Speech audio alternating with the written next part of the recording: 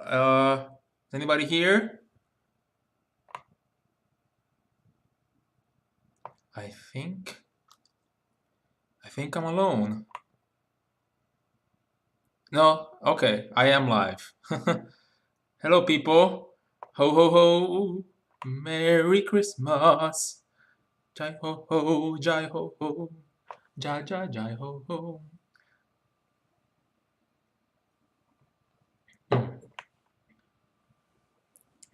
Yeah, I'm happy to see everybody here. Um, well, I guess we can get started right away. So for the first few streams, we did sort of like an overview of what we're doing on Wednesdays, and then we also showed the basics of the language because that's pretty important for people to follow the streams. And then we also showed one of the defining features, one of the major defining features of the Jai programming language, workspaces, right? So actually, if you look at the bottom of the Twitch screen, you should be able to see a new section that says, stream notes, and that will have, summaries of some important streams. And workspaces are important, so you're gonna see some notes in there. Um, that was a fun stream. Now, Jai ho ho, Jai ho ho. Compilation at compile time, execution, yeah. So, what we're gonna do today is preview something that a lot of people have requested. So I asked Jonathan Blow for permission to show a little bit of how the website looks like these days. The Jai website that hasn't been released yet because the team and John needs to review it, right? Let me see if I can get one of those tabs out, right? It's not official, right? So everything you see here, you gotta love how minimal it is, right? Let's make sure it fits the whole screen. One of the few things is that you're not gonna see like a logo right now. So at the top, you probably see like a tooltip up there. Top right, top left, no logo. I don't know if there will or will not be a logo. This is the kind of thing that really doesn't matter when what you want to care about is making sure things look good in terms of the written content, right? So if somebody like looks at the website and says, "Oh, it's beautiful. Look at that logo. Look at all the lush green colors. It's so minimalistic." And then they go try to use the language and try to read the docs, and the docs are like empty or mediocre, then what's the point of having a good-looking website, right? Um, anyway, so yeah, specifically, let's focus. I can't show you everything, right? But if you look at the demos, this is where, and again, the design is not necessarily final, especially since I'm not a web designer, right? But, in the past, the company has used like stuff like WordPress because we just don't care about web development that much. At the very least, this is a step up in the sense that it's statically generated content and that we wrote ourselves, right? So don't worry about the design. It may or may not change. But if you click on one of these demos, let's see. I don't know which one to choose. Let's go with maybe code modification. No, let's go start with parameters, right? All right, hello everybody, and welcome to the next compiler demo. It's only been 2 weeks since the last one because I want. So lesson number 1 about web design is to not autoplay a video.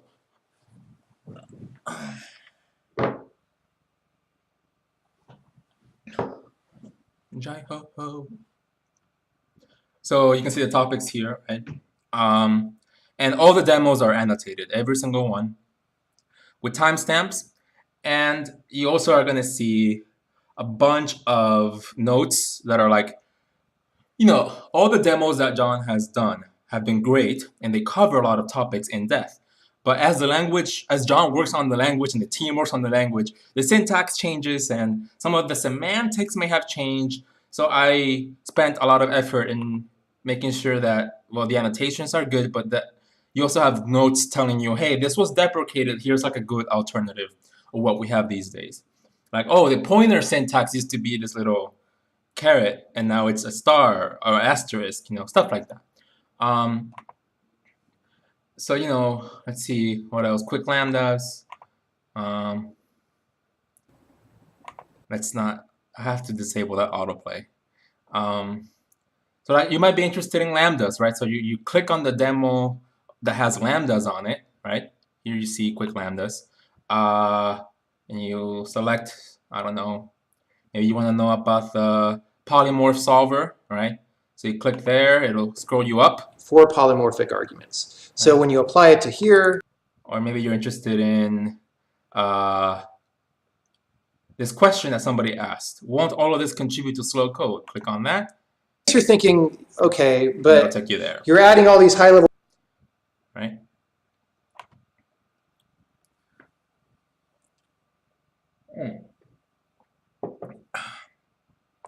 Looking good. So that's basically the demo page. We're also going to have reference, which matters a lot, right? If we do release the website, let's say, I don't have a final release date yet, but like I said, the website's in a state to release. Once the team reviews it, let's say we release it at the end of the year or January, something like that. We're busy still working on the compiler, so we cannot spend all of our time just writing documentation for a language that isn't fully done yet, right? Now, it makes sense to start writing documentation now, especially for the things that we know are pretty solid, which, most of it is solid, but there's some things that we're still working on and new features that we want to add. So things that are still in progress will be having this cute little icon, lock icon, which means you can't click on it. Like if you click on it, it's not going to take you anywhere.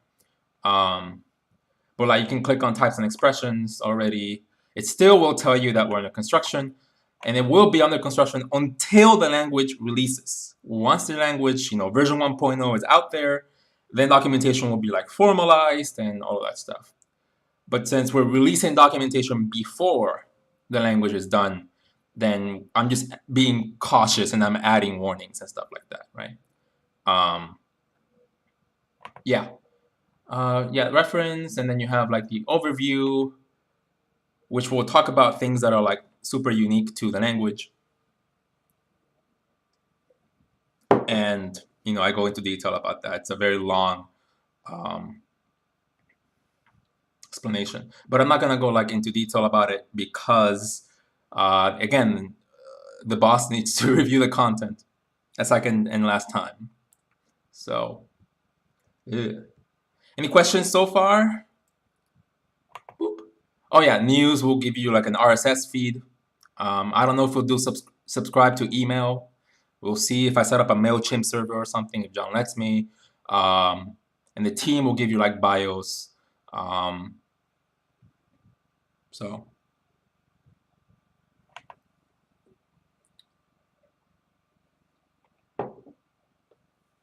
let's see. And yeah, ETA on the website 080F. That's quite a. Are you trying to be hexadecimal? The website is, like I said, it's ready. I need the team to review it, and they're John has given streams where he talks about how his schedule has focused back on Sokoban for a while, and he hasn't done a lot of compiler work while he's working on Sokoban because there are priorities that we're considering and all of that stuff. But once that's wrapped up, which should be this month, then we can actually focus on reviewing the website and getting that out there. I'm not John, but what I'm trying to say is, if not this month, then hopefully January, right? If it takes more than that, then it was because other priorities, specifically with Sokoban, took place. But I'm almost positive that either this month or the next.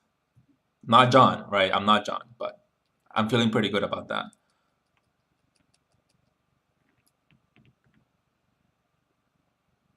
I know John has an aversion to repos, but what are the chances of there being a Jai repo on the site so we can play around with Jai before it's released? It was mentioned. So the first time I showed this website earlier this year, we had like a team meeting.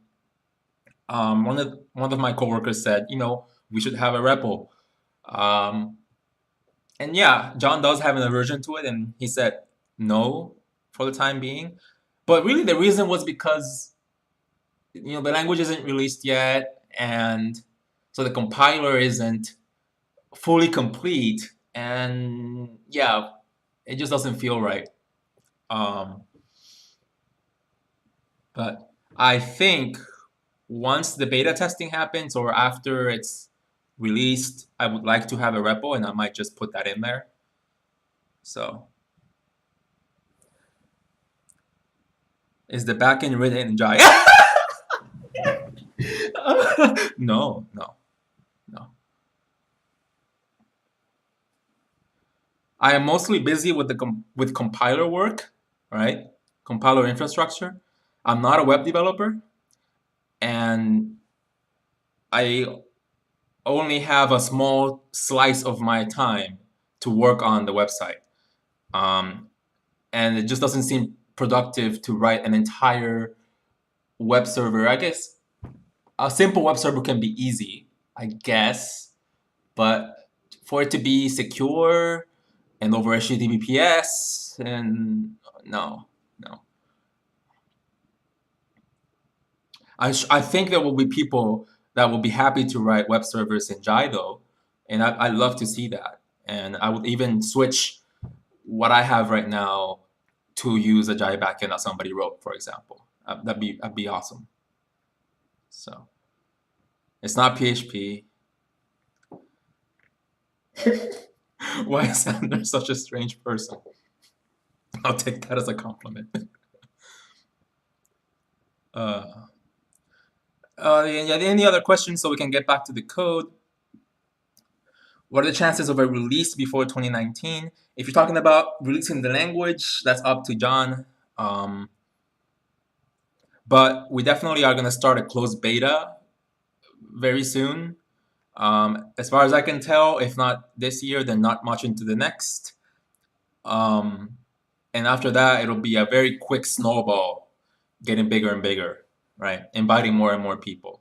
So, and all of that.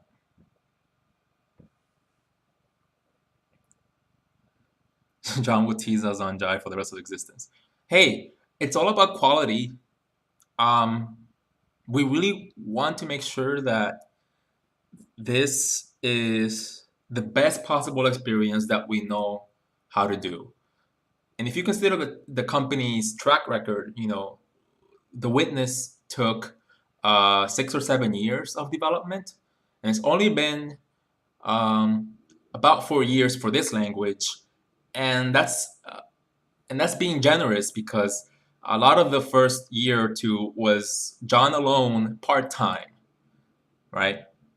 So be patient. I promise that we want to make this awesome for you.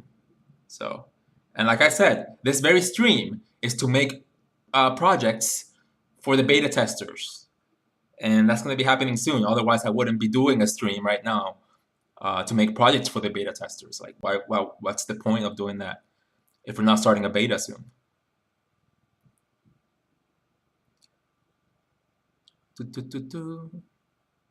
Okay, speaking of projects, I think I should pause the whole website talk and get back to Blob Man.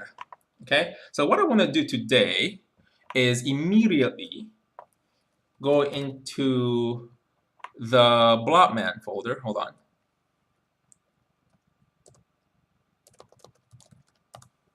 Blob Man. Sorry, I'm on my other monitor. Give me just 1 second.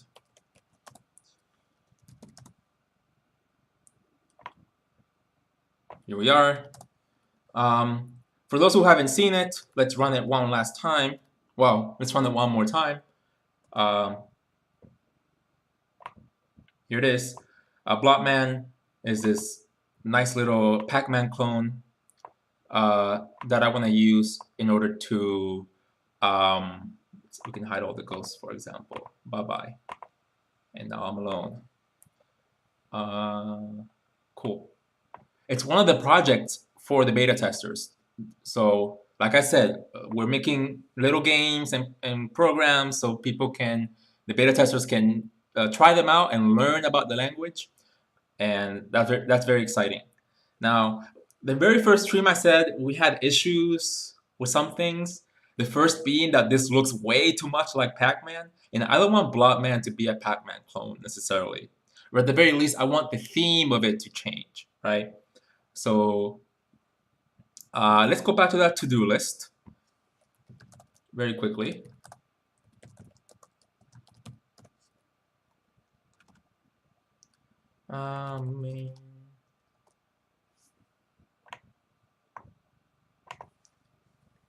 Okay.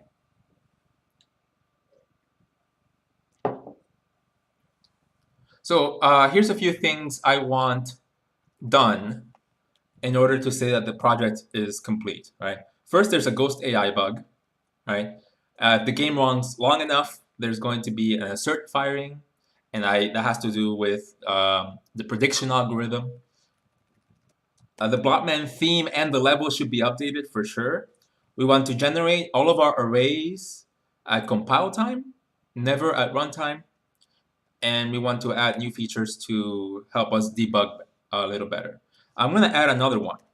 I definitely want implement sound effects and maybe some background music, right? Yes, I can definitely make the size a little bigger. There we go. Okay. There was another thing that I think James Whitman said that I maybe want to look into, which is tagging, things like vertex arrays and generate the corresponding OpenGL or like Direct3D calls through a meta program, right? Or at compile time. I kind of want to get rid of the meta program term in this stream because, again, meta programming sort of implies that you're going to be using a different syntax. That's a very common definition for people. That's what they think when they think meta programming. That's not true in Jai. You shift your code, same syntax, to run at compile time instead of runtime, and that is meta programming, right? So let's just call it compile time. That looks good to me. Huh.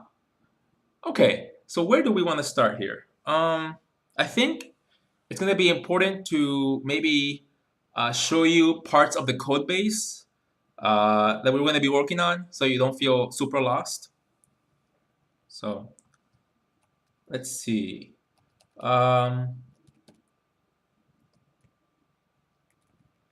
Okay, let me start going down the road. Okay. So the first thing that you'll see is that we have a bunch of GL calls, right? So we are using OpenGL, and that's going to be set up for quad shaders, setting up vowels, a text shader, so text rendering. All of that's OpenGL right now, and it's exposed in main. So I'm actually going to add another to-do list to say create multiple rendering backends.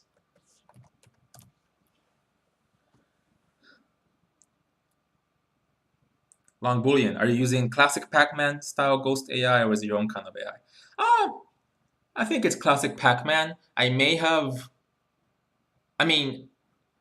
The logic is expressed differently because this is a different programming language, right? So I express the logic in a way that is a little different in terms of syntax, a couple semantic differences, but other than that, the essence of the AI is the same. If we change the theme, then the AI logic could maybe change to accommodate the theme. I don't know. Bubble, are you going to be recording the sounds yourself? Maybe. I guess it depends on the theme. So why don't we agree on a theme, right? What should Blobman be? If we So again, let's take a look at this. Let's take a look at the game real quick. Ba-ba-da-ba. Here we go. Okay. So this is what we have. Like I said, these art assets are public domain assets, or at the very least Creative Commons. But I reconstructed the original Pac-Man level, and you have classic Ghost assets here, and then Mr. Blotman is down there. If we were to re-envision Pac-Man, what would it be like? I would like to know what the stream thinks. So if you think about Game Maker, I believe, this is what a friend told me, and I said this on the first stream, that they do a Pac-Man clone that's Indiana Jones themed, right? So you have Indiana Jones like running away from scorpions instead of ghosts, and it's a lot of fun. I suggested that maybe Blockman should be a robber or a thief that's getting chased by the police. But then the power pellets, what are the power pellets? And what is the thief collecting? It sounds a little violent. So maybe we should do something else. So and I literally mean it. So I want the chat to maybe give me some ideas, and we'll follow. We'll try to look something on Open Game Art, and then the code that we're gonna edit is gonna be to accommodate the new level, right, and the new assets. And we're gonna see how robust my current asset handling code is. So Hayai says mouse running away from cats. Um, it would be fun for cats to well, if the cat is the main player, it would be pretty cool if it's catching like yarn balls, because they're round like pellets. That would be pretty fun. So Sas Lucas giving a very interesting meta theme. They're all Pac-Man since the Battle Royale. Marcos Dunn is saying the theme should be ants and pheromones. We can maybe do a straw poll. It's a very classic thing to do, right? So theme options, right? Number one, I like the whole idea of cat and mice. That's pretty cool. I said thief and police, right? Hold on. Cat and mice, yeah. Thief and police. I don't think we'll do that. Ants and pheromones. It's bizarre. We should try and keep it. We want to avoid copyright violations, right? So if we do like a Batman, that sounds pretty awesome. But isn't Batman like copyrighted? So thief collecting treasure in a museum. Huh. I like that better. Then what is the thief being chased by? Is it still the police?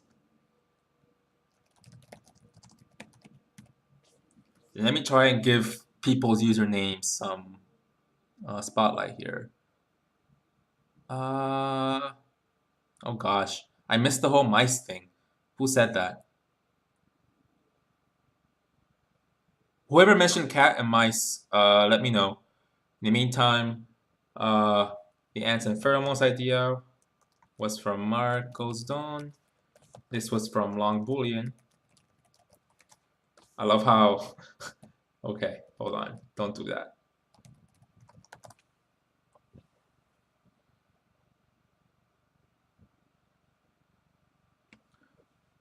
Why would the mice be chasing the cat? That's a good question.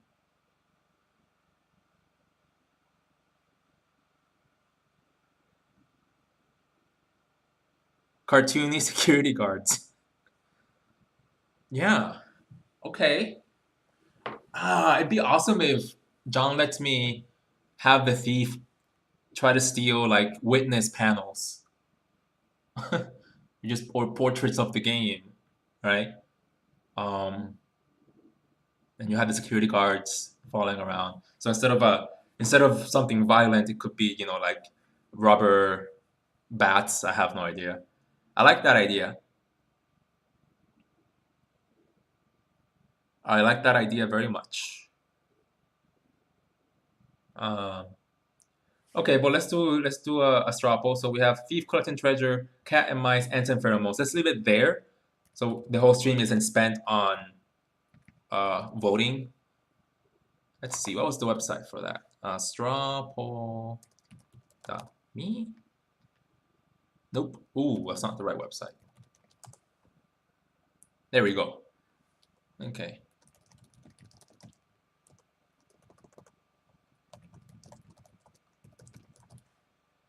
What might become?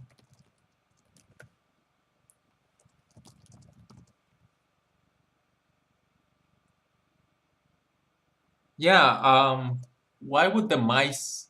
Okay, so if the cat is the main character, why would it be running away from mice, right?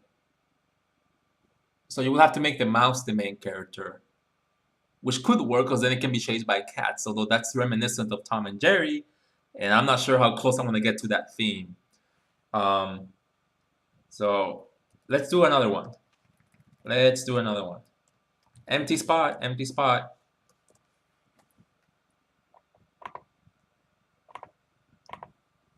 Hmm.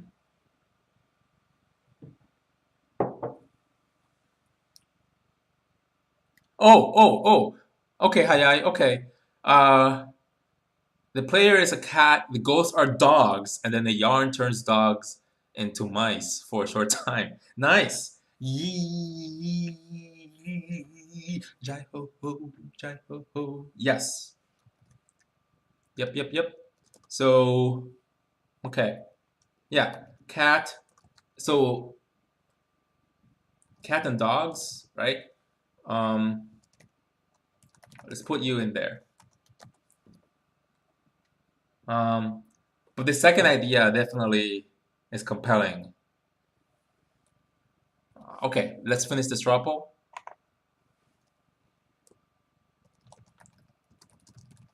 Cat and dogs, a thief collecting treasure in a museum, and then ant and pheromones.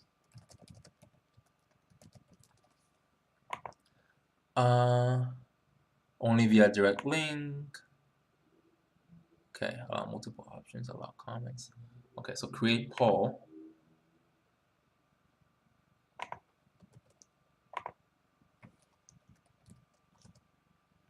Programmer and bugs. You like the meta stuff, Sasluka. Scissors chase paper. And the power up to 7 tool. Alright, there's the poll. Bring it on.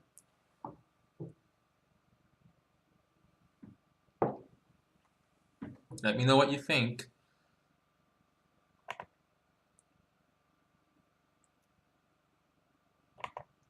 Actually, this isn't the typical straw poll website that I would use. Anyway.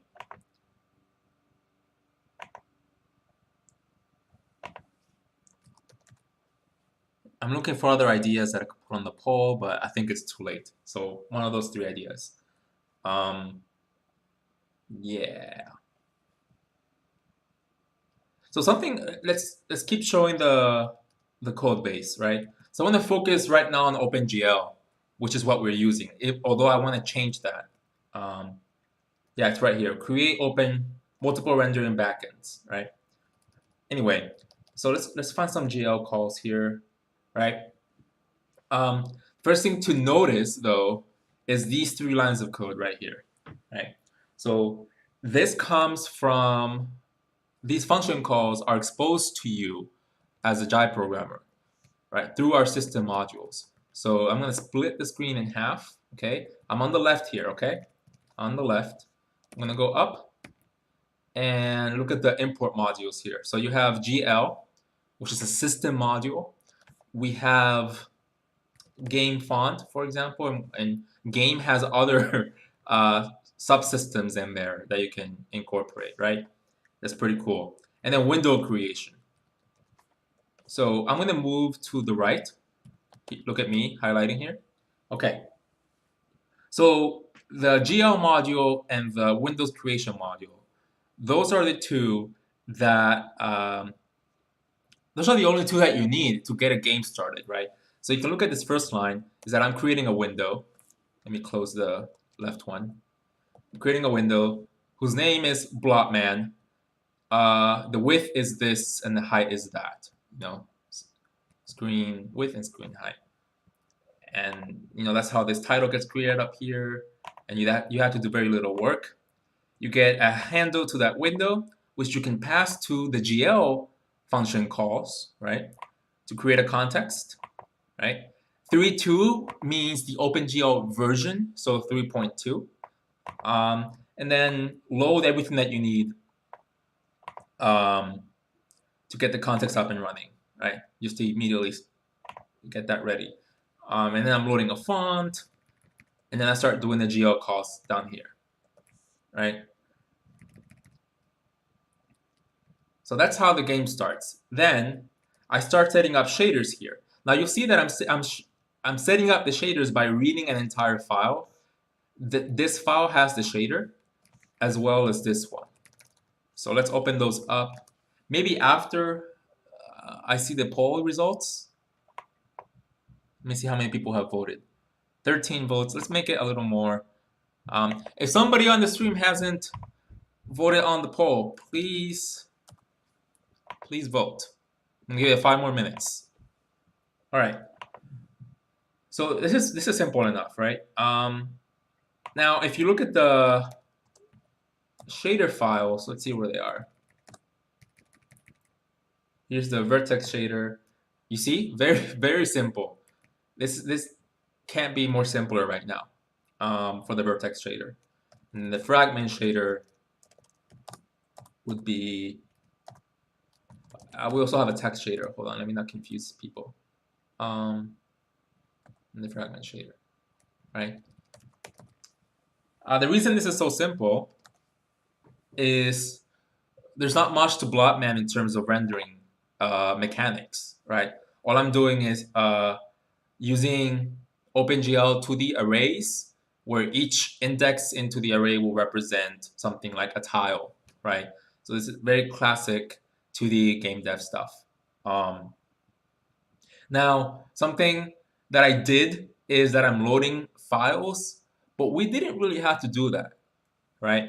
So if I open up something like Invaders, which doesn't load files for the shaders, right? Let's close this up.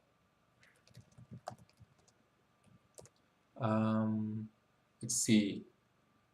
Invaders? Okay, as simple as that. Let me make sure that it's a game that's working. Yeah, here it is, right? So, gotta fix sound. Let's put this over here. If you look at the shaders, they're baked into the source file, main.jai, or in this case, invaders.jai. Now, what's different is, because you can do this theoretically in other languages, but we're using here strings, right? And those who don't know what here strings are, here's an example. So here strings.jai. I am a here string, right? And then you say hashtag string, and then you put in a keyword that will be used for later. So let's say done. Okay, now I can write anything I want in here, right? It doesn't matter what it is, right? And then until I write done, right? And there you go. Now this is a valid string literal, right? It's a valid string literal. And that is why in invaders.jai, I can just bake in the entire vertex shader or fragment shader. If it's small enough, why would you spend time loading up a file? Now, if the shader is really big, you don't want your executable to blow up in size, right? But there's no reason why, even in Blobman, really, there's no reason why I can't do just this, right? So, okay. 2 more minutes, I guess. Let's consider some more to-dos, just because I want to make sure that all of the to-dos are ready, so that the next stream onward, all we do is implement the to-do items, right? So today it'll be slightly more boring in the sense that we're just deciding on theme, deciding on different to-do items, right? So something else that I really want to do is porting, and somebody mentioned this on stream, I don't remember who it was, is to port that profiler that people saw on John's demo of Invaders, which we don't have right now at the moment. I haven't ported that to OpenGL 3 yet, but let me see. Let me run the website. You get to see the website again, just so I can show you what's going on here. And what I mean by porting the profiler. Let's see.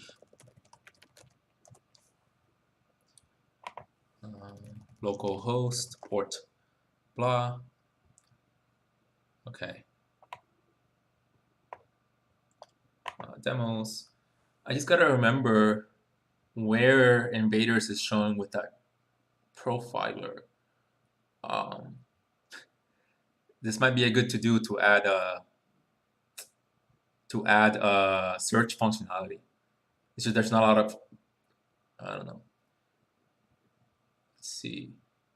And I annotated all of this myself, but the fact that I don't remember means there was a lot of content to synthesize.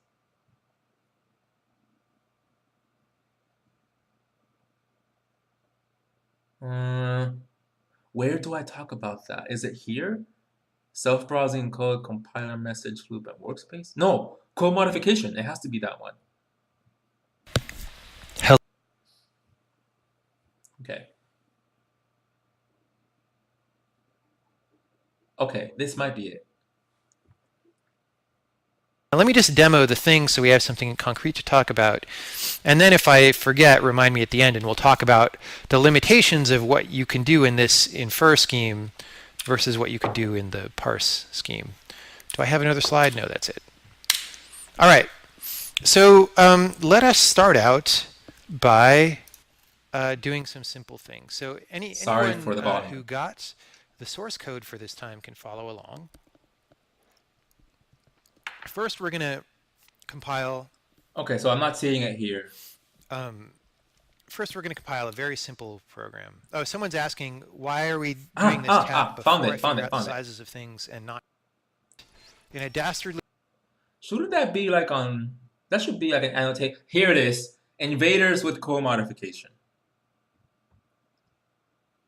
Go back to our little space. Me exactly what the program is doing. Here it is. Both in text form and graphically down here, right? So this is constantly running and collecting profiling data. This code isn't doing much right now because there's not that many invaders, but you know, I can zoom in here. I can, if I want to focus. The point is that this is the profiler that I'm talking about, and I want that ability to be available in Blobman, right? So port invader profile over to Blobman. In fact, maybe all of our games should have a profiler, right? So, all right, it's time for the straw poll results. Let's take a look.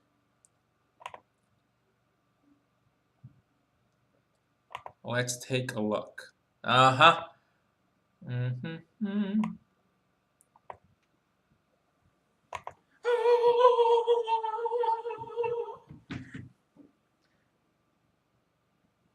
Happy about that because I was thinking of this, just caught my attention like quite a bit, right? So let's see what people have other ideas here.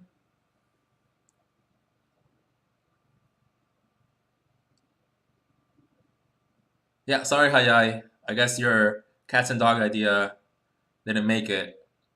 I thought it was a good idea though. Okay, well that's decided. So I guess I'll start looking into yeah, I'll start looking into art assets for a thief collecting treasure in a museum. And I'm gonna ask John if it's okay to have it collect uh, witness themed panels or something like that. I think that'd be pretty cool. Maybe Sokoban art or something, right? I think that'd be pretty cute. So okay, so that means that this to-do item right here, let me make the font a little bit bigger. Boom, now that's big. Okay. Um, Blockman theme and level layout. Hold on. Let's just categorically say Blockman theme to be replaced with thief collecting treasure from museum. Twitch recommendation. Right. Use the Sokoban theme. Get Orsi to make the art. We'll see if she has time. They're very busy with the project. Yeah. Okay. Hayai agrees. This is the better idea. Okay. Well, I'm glad we got that done. So let's delete that. Okay. So yeah, port invader profile over to Blackman. Um, I think, like I said, I want to info dump everything this stream, so we can just start programming next time. Let's see. What other things are important for Bloodman? So the theme is to be changed, sound effects, um, trying out cool compile time stuff like tagging things. Let me just say that this was James Whitman again who helped out. Okay, create multiple rendering backends, support the invader profile, add new features to debug visualization code. Yep, that's very important. I think we want to be more specific about what I mean by new features, right? So what's the kind of thing that would be useful in a Blockman game, especially for debugging the AI, right? Because like right now, we can definitely, let me open up Blockman.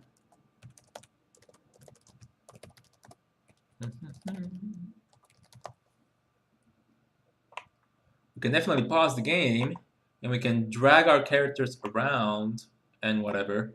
The arrows, let me make these ghosts faster or slower.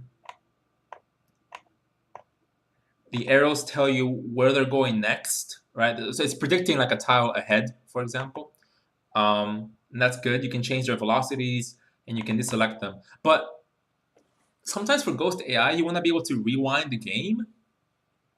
Just like rewind a few frames. I don't know if I want to go that route, but maybe that's useful. The profiler, I guess, falls under, yeah, the profiler falls under debug visualization. So let's put that in there.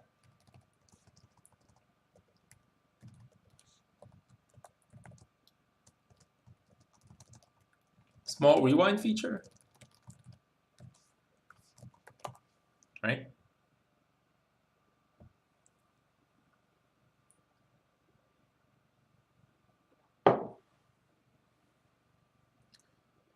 Highlight future decisions, states of the AI, multiple tiles ahead.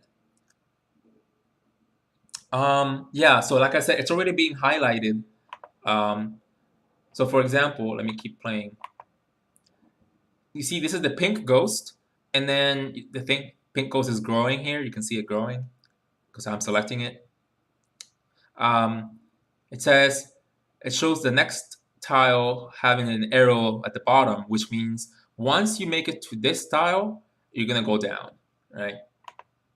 So do you mean like we should add even further looking into the future, like more steps ahead, or maybe multiple arrows and different tiles just showing where it's gonna go? Like, I want to clarify what you're trying to say, Mr. Babel. So, Casey suggested maybe hiring the guy working on CDBG to do a check. What? Oh, I know that. Yeah. So he got a job at Rad Game Tools with my good friend Alan Webster.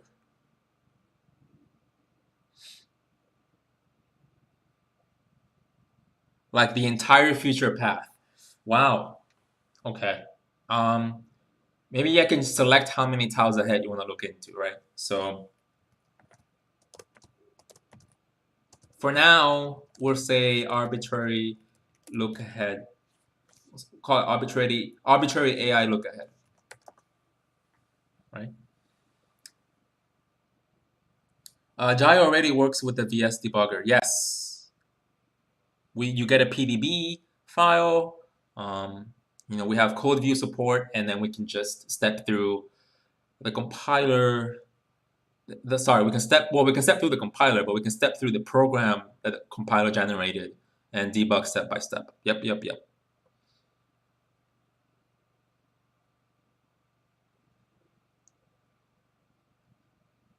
I thought maybe you were compiling to C4. Yeah, so that was a long time ago.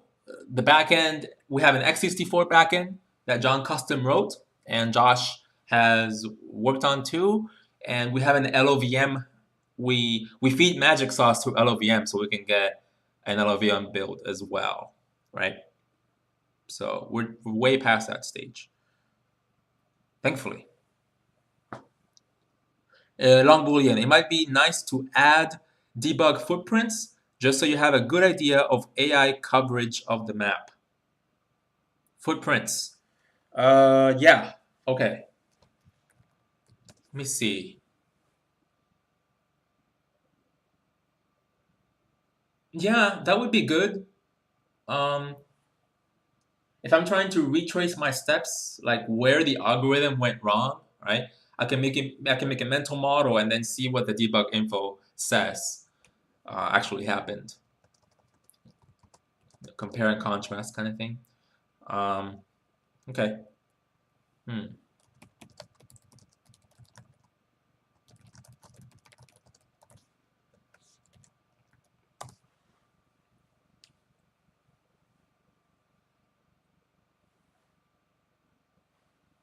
Says Luca, did you notice problems with too much information generated by the compiler, like type stuff? Are there options such as generating such info to a file and reading it at runtime? I mean, you can serialize your data types and then read them again at runtime. I'm not sure if you mean something else. Like, if we want to give serialize functions to you in our library. James Whitman. John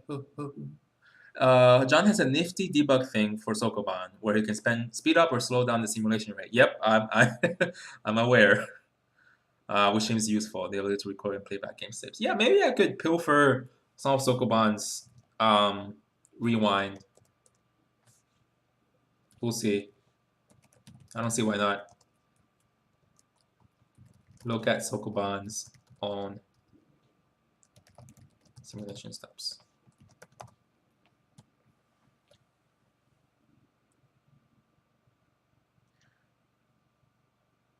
In other languages, they have problems with too much info generated, which blows the executable. That's why I was asking. Yeah, and especially like this language has, since you can generate arrays and arbitrary data, at compile time so that it's stored statically in the executable.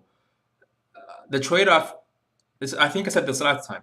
If your game at runtime loads a bunch of files to generate arrays and then use that to determine collisions or how to render the game, like indexing into OpenGL memory and all that stuff, that's going to be a problem, because then the game is loading files 10,000 times and 10,000 computers for 10,000 players each time the game is played. So you would prefer to load a file, generate the array while you're compiling, right, at compile time, and then statically bake that into the game. That'd be awesome. But if you do that, the trade-off there though is that if you do that way too often, your executable is going to get super bloated. So you're going to have to be smart about when and when not to get your executable to be bigger in order to save runtime costs.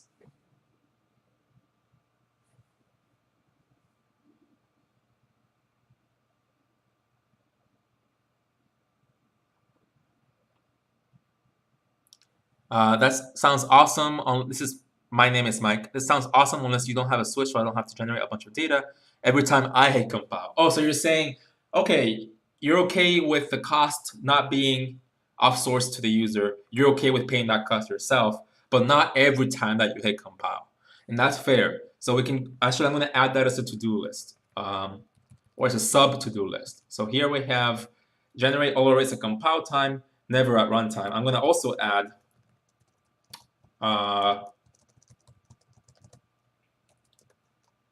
have a switch to be piggy at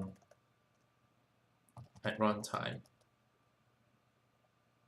Let me say that differently. Have a switch to change between compile time and runtime array generation. Right?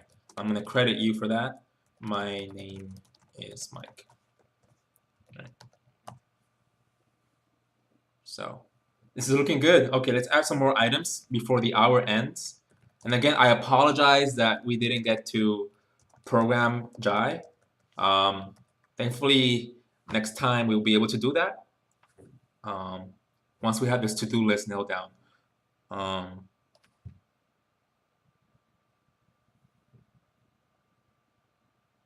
Yeah, I'm happy that Handmade Network is a place where people are seeing that there's good programmers to hire. That was never my intention when I organized the community, right? When I organized the network. My intention was to show projects that were inspired by Handmade Hero, that are low-level projects, so people can have feedback upon each other and grow as developers. But the fact that it's been used, and I know multiple people now, right? Not just CDBG guy. I know multiple people who have gotten good jobs by putting projects up on the network. So again, that's not the intended goal, but it happens, and that's a good bonus. So.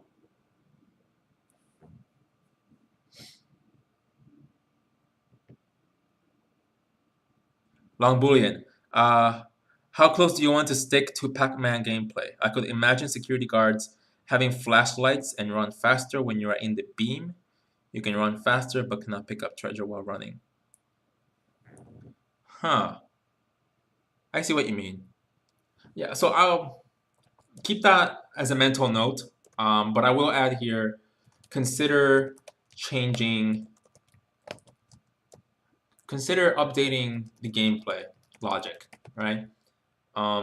This is like, I would call this like extra, right? Because this isn't the only project that we want to do. We want to make multiple projects. So if you want to see, for example, one of Josh's, my coworker Josh, one of Josh's games, I don't have audio for it, but this game does have audio. It's not playing right now. But, right. It's a simpler game, so the logic was simpler than my Pac-Man clone, Blobman game, but he compensates for 3D art, right? And he even animated. He did vertex animated birds. So like when you crash upon yourself, for example, you can see those cute little animated birds up there. So, but we want to do way more. And John's idea is to have, for the beta testers, we want them to have example games and programs with ever increasing complexity, right? So that they're learning through looking at the smallest possible program that's interesting, right? So maybe the game could be tic-tac-toe or whatever. Very little code. It could be an ASCII game even. And then slowly and gradually expand and explain the new features that we're adding, all the way up to when you get the Sokoban engine for free, right? So we can't get stuck on just one game. But Blobman is up there in complexity, believe it or not. So maybe I should spend more time on it, like I'm doing now. But just so you know that there's gonna be a lot of simple games and projects, right? And we have about, let's see, 1, 2, 3. We have like 4 or 5 right now. If we can get up to 8 or something, I'd be happy personally. So, and besides, since we have 3 or 4 games or projects that are pretty complex, the remaining ones can be much simpler and take a lot less time. I don't know. I don't know. Don't quote me on that.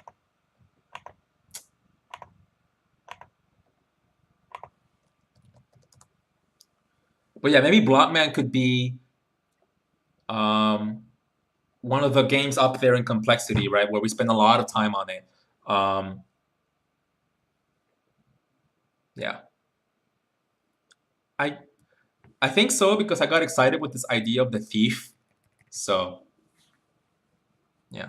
Yeah, a good physics demo maybe. Also, we want to focus on like these examples should focus on unique features of the language, right? Being presented.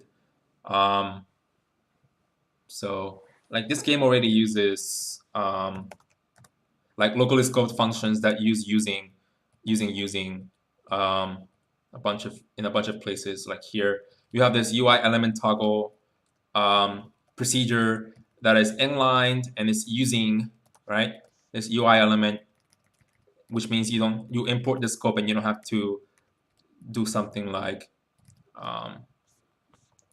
UI element.code, right? And there's a lot more that I'll show you later. So, okay, so I'm happy. I'm happy with the to-do list. So let's close the stream. Wow.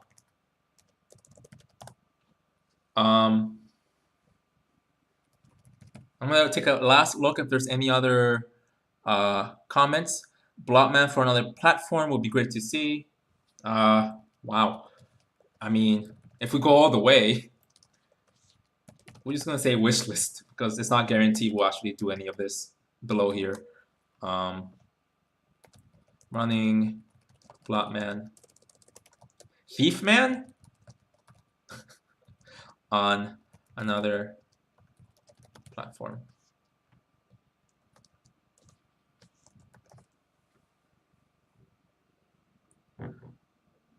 Thief woman, fair. A demo that does neat things with audio would be nice. Yeah, maybe we can crowdsource some ideas from people. Okay, all right, guys. Jai ho ho. Thank you for being here. Like I said, we got the to-do list done. We agreed on a theme. You guys participated in an official Jai program theme, and I intend to go through with it unless the boss says no, right? So that's exciting. Thank you so much. I will see you next time. Follow me on Twitch to know when the next stream happens, or you can just follow me on Twitter. If you want to see like more Jai code, you can definitely go to the previous streams because I'm archiving them as long as possible, and I program a lot more on those previous streams. And we're gonna program again a lot more starting next stream specifically for Blobman. So, all right, I'll be on the chat for a little bit. See you guys.